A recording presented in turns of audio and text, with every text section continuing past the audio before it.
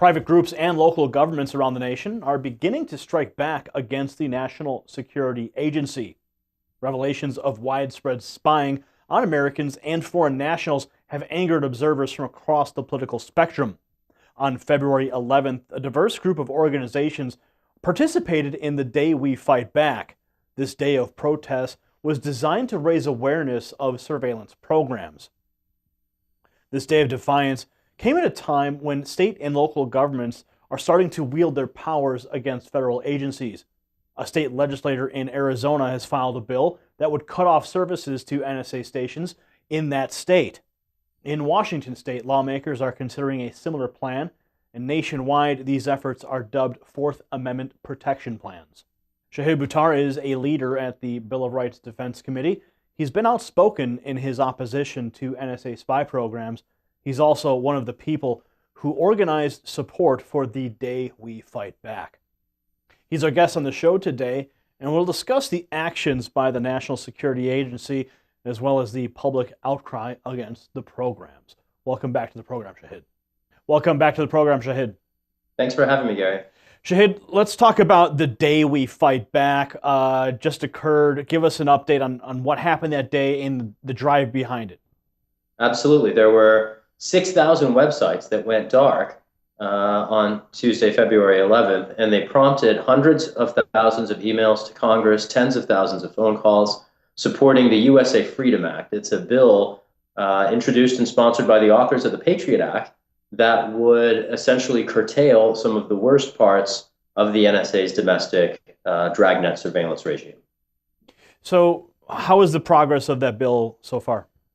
It's had a hearing in the Senate Judiciary Committee. It has dozens of co-sponsors from both sides of the aisle in both chambers of Congress, both the Senate and the House.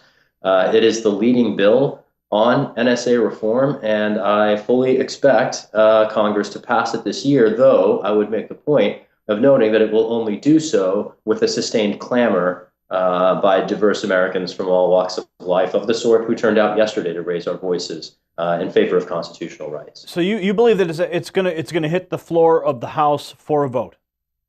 Absolutely. I think it will be impossible for the leadership of the major parties to ignore what seems to be emerging as a transpartisan groundswell from not any longer merely the wings of the political spectrum, but increasingly the grassroots establishment basis of even the two major corporate political parties. Okay, so it's on the floor, it gets a vote, it goes to the Senate. How do you think it's going to perform there? I mean, it's actually moving independently through both chambers already. The only hearing to this point, as far as I know, on the bill has been in the Senate Judiciary Committee. Representative Sensenbrenner in the House also is supporting this bill, and so I expect it to come up before the House Judiciary Committee as well. It's already been voted out of the Senate Judiciary Committee. And this bill, particularly the USA Freedom Act, it's contending with another bill coming out of the Senate Intel Committee. That's Senator Dianne Feinstein. Her bill is called the FISA Improvements Act, FISA being a reference to the Foreign Intelligence Surveillance Act. But her bill is hardly an improvement. It would essentially entrench, enable, and perpetuate the abuses that the NSA is currently committing, whereas the USA Freedom Act, pioneered by Representative Sensenbrenner in the House and Senator Patrick Leahy in the Senate, would do a good deal to address NSA spying by, for instance, ending bulk collection of telephony metadata. It would ensure that there'd be a transparent disclosure opportunity for the telecom companies. It would make sure that the FISA court would hear from both sides of the case rather than just the government. So it would be a very meaningful first step on a longer road to reclaiming constitutional rights. Now, what about President Obama? Has he made any mention of this bill, and if it was to pass Congress, would he sign it? Yeah, he's really been out to lunch. He's acknowledged the issue, in fact, gave a lengthy address to the American people on January 17th. He proposed reforms in that speech which were well short of what the USA Freedom Act would force on the executive branch. The president has acknowledged that there is a problem with indefinite data retention by the NSA, and his proposed solution is for the NSA to continue collecting everything that anyone says or hears or reads or writes, but that instead of storing it indefinitely, the NSA should give it to private telecom and internet companies. The problem with that approach. Yeah, let me ask you about that, because if okay, let's say that the NSA stops doing all the data collection, but now it's simply in private hands. How is it any safer, and how are the abuses not being perpetuated simply by a bait and switch of the same activity? You nailed it. No, you're exactly right. In fact, I dare say it's worse. I think this is a proposal that could be leaping out of the frying pan and into the fire, because as unaccountable as secret government intelligence agencies might be, private sector corporations are no more accountable to the people. So we're going from the NSA holding all the data to Verizon holding all the data. I certainly don't trust Verizon any more than I do the NSA, and there's no reason anyone else should either, because whereas at least the NSA theoretically answers to Congress, Verizon doesn't. And whereas at least the NSA as a state actor is responsible for complying with the First and Fourth Amendments to the U.S. Constitution, Verizon as a private corporation is not limited. Well, and private corporations are notorious for collecting data, reselling it, selling lists, and these types of things. What's to stop Verizon, for example, from doing just that? At the moment, nothing at all. And within the very broad scope of the president's proposal, nothing at all. I dare say that you're seizing onto something here, which is that the president's proposal is not an effective solution. What I do think is worth highlighting from his speech was the new requirement, which has since been apparently locked into policy, requiring the NSA to seek specific judicial approval before querying its database. And that's a very meager reform. It shouldn't satisfy anyone by a long shot, but it is a big step forward from the complete lawlessness of the last 10 years, where the NSA basically had the right to spy on everyone all the time. And now they still have the right to spy on everyone all the time, but they at least have some restrictions in terms of how they use what they get from spying. And speaking of how they use the information, we just did a report on Project Gilgamesh, which basically uses cell phone data and cell phone GPS location that is collected by the National Security Agency for use in targeted drone strikes. Should the American people be concerned about that? Absolutely, because what we're seeing here is that the issues that might be presented by the government institutions as separate issues, drone strikes on the one hand versus warrantless domestic spying on the other, are actually one and the same, right? It's not just the use of robots to commit assassination remotely and the race to the bottom and international human rights standard that portends. And it's insane, quite frankly, to even consider that our nation would pioneer remote robotic warfare, because it is, like chemical weapons or like nuclear weapons, a new generation of war that could destroy our species. And if you want a dystopian scenario of that, you don't have to look any further than the Terminator movies or the Matrix I was movies. just about to bring up the Terminator films. It seems like the technology that we're developing here in the United States is running parallel to science fiction films. I would say that, except that in the Terminator films and in the Matrix, there was at least an opportunity for resistance. That will not be the case in the world towards which we are racing. How do you believe the protests that just took place against the NSA are going to change government programs? Aside from the government listening to everything that we do on our cell phones and our internet communications, are they listening to the people's voices who are in opposition to these programs? Probably. I wouldn't be surprised. And we don't know all the ways in which that's being used. The only historical let me rephrase that. Are they here, listening, and are they responding? Are they hearing the voices of America who are rising up in opposition to these programs? Absolutely. You know, members of Congress are hearing it for certain. There's no question. In fact, I'll give you a concrete example of that. Last August, about 6 months ago, there was a proposed vote on the House Defense Appropriations Bill in which the House, with 430 members, came within 7 votes of defunding the NSA's domestic bulk collection operation. That's extraordinary, and the firestorm has only grown since then. Since that point, there have been another 10 bills introduced in Congress. Since that point, there have been just a sustained controversy, more sponsors on, for instance, the USA Freedom Act, as well as an even stronger bill called the Surveillance State Repeal Act, which lingers in the wings and would do even more to unwind unconstitutional and un-American domestic surveillance. Members are absolutely feeling it. And I think the president is too. You know, he's been speaking about this issue. He ducked it in the State of the Union, but he dedicated a full address to it on January 17th. And that only happens if the White House is feeling some political heat. Well, Shahid, if these programs are in fact defunded, um, what's to say that they won't continue running these computers? I mean, simply by drying up the money, how does that actually stop the program?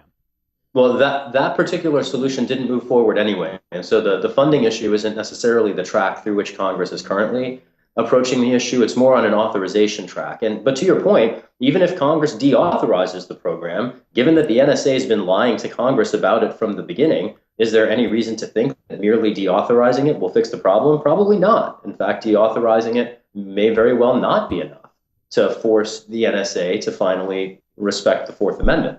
And to that extent, what ultimately the USA Freedom Act or the Surveillance State Repeal Act represent are milestones, legislative declarations, essentially, that future oversight bodies can use as a baseline for oversight. I absolutely expect the agencies to continue their pattern of lawlessness, whatever Congress decides, but now being a moment of opportune reflection, a teaching moment, if you will, on these issues, now is the time for Congress to draw a line in the sand, reiterate the Fourth Amendment, at least change the legal basis for these un-American programs, make them illegal, and then force accountability to the extent that they're violated later. Now, the 10th Amendment Center is working overtime to, in a multitude of states, introducing legislation that would shut off utilities to federal buildings, even make it a crime if anyone assists the NSA in their bulk data collection. I know California has recently passed one version of that law. What about some of the other states? How do you see the progress of those types of bills? And if you can give us an update on those. Sure. So yeah, the 10th Amendment Center is working on the bills. The organization I lead, the Bill of Rights Defense Committee, particularly works in grassroots organizing. So we support a transpartisan base that in over a dozen states now has successfully prompted the introduction of this bill, the Fourth Amendment Protection Act.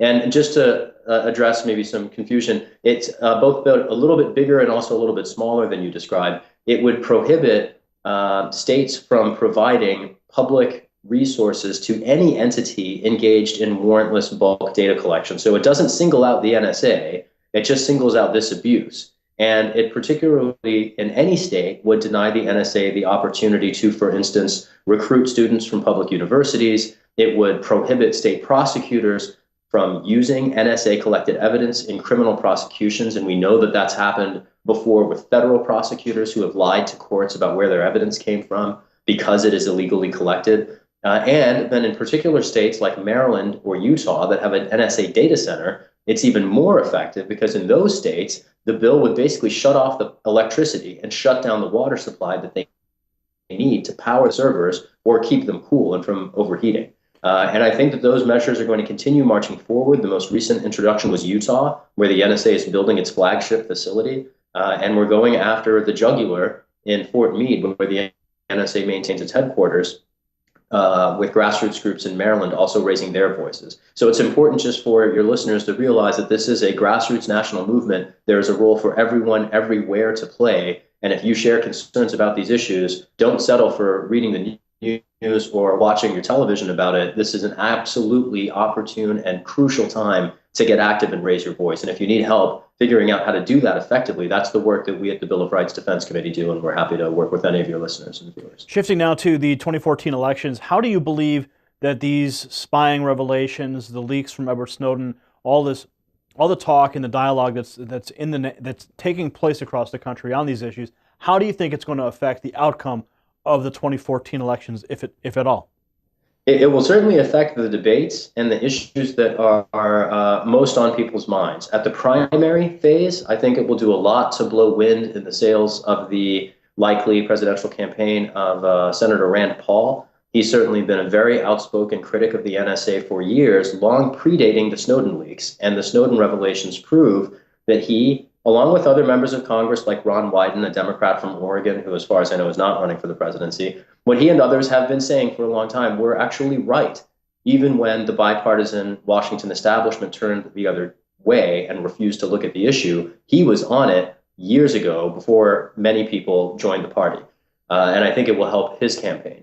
One thing to remember in all this is that President Barack Obama won the White House in 2008, among other things, challenging this program. He was openly critical of it.